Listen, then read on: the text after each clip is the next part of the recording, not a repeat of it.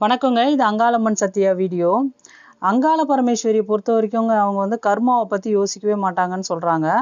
கர்மானா என்னன்னாங்க, இப்போ நீங்கள் ஒரு கஷ்டத்தில் இருக்கீங்கன்னு வச்சுங்களேன், இந்த கஷ்டம் கடவுளே எனக்கு ஏன் தந்த, எல்லா தெய்வத்தையும் வேண்டுறீங்க, ஆனால் எந்த தெய்வமும் கண்டுக்கல, உங்களை வந்து அந்த கஷ்டத்துலேருந்து நிவர்த்தியே கொடுக்கலன்னா என்ன காரணமாக இருக்கும்னா, நீங்கள் யாருக்காவது செஞ்ச கஷ்டத்தின் பலன், யாருக்காவது துன்பமோ கஷ்டமோ கொடுத்துருப்பீங்க, அதுக்கான பலனை தான் இப்போ அனுபவிக்கிற மாதிரி வர்றது தான் கர்மான்றது.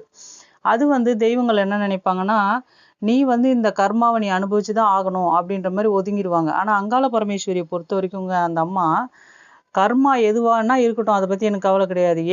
என்கிட்ட என்ன நாடி வந்து ஒரு கஷ்டம்னு வந்து நின்னுட்டாங்கன்னா, அந்த அம்மா வந்து அந்த கஷ்டத்தை தீர்த்து வைக்கிறத தான் பார்க்குமே ஒழிய, அந்த அம்மா கர்மாவை பத்தி ஒரு ஒரு துளி கூட நினைக்க மாட்டாங்களாம் அந்த அம்மா. இறங்கி வந்து துடியா வேலை செஞ்சு அவங்களுக்கு என்ன கஷ்டமோ அதை நிவர்த்தி பண்ற தெய்வம் அங்காள பரமேஸ்வரிங்க.